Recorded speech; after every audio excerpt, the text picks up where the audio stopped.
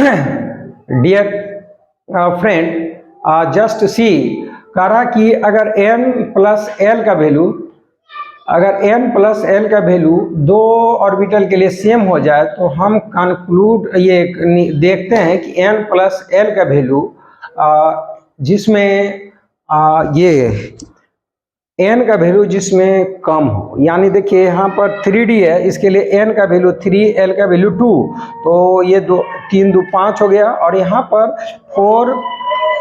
4p के लिए n plus n का वैल्यू 4, l का वैल्यू 1, तो ये हो जाता है 5।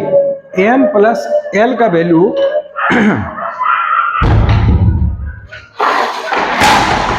n प्लस l का वैल्यू 5, तो देखिए n का वैल्यू यहाँ 4 है, यहाँ 3 है, तो हम इलेक्ट्रॉन 3D में देंगे। किस में देंगे? 3D में।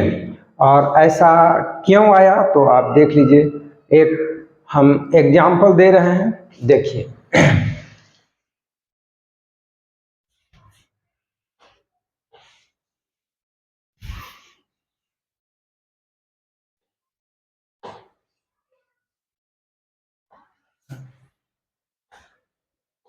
अब आप देखिए, इसलिए बोल रहे हैं कि ये क्यों आया जरूरत, तो हमारे पास है 21 स्कैंडियम, एक एलिमेंट है जिसका एटॉमिक नंबर 21, इसका इलेक्ट्रॉनिक कॉन्फ़िगरेशन लिखेंगे ये 1s2 2s2 2p6 3s2 3p6।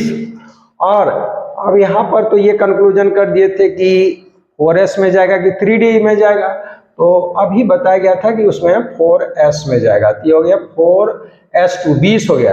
अब 4p में जाएगा या 3D में जाएगा, यहाँ पर कंफ्यूजन है। देखिए 3D या 4p, 4s के बाद 4p आता है और 3p के बाद 3D आता है, तो इलेक्ट्रॉन कहाँ जाएगा? इसके लिए n प्लस l का वैल्यू निकालना है आपको। n इसके लिए हो गया 4, l का वैल्यू p के लिए 1 होता है, तो 4 और 1 5, ठीक है।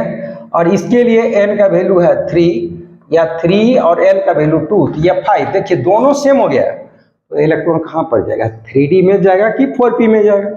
अगर आप 4p में देते हैं तो वो प्रिंसिपल के अकॉर्डिंग कहाँ पर जाना चाहिए, क्योंकि दोनों सेम है, यानी आप उस रूल को फॉलो नहीं कर रहे हैं।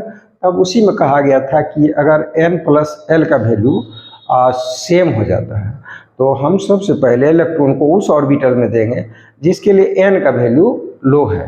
तो n का वैल्यू यहाँ पर 3 है, यहाँ पर 4 है, तो ऑलरेडी ये जाएगा 3D में। कहाँ पर जाएगा? 3D, यानी 3D1। तो ये n प्लस एल रूल का एक्सप्लेनेशन था।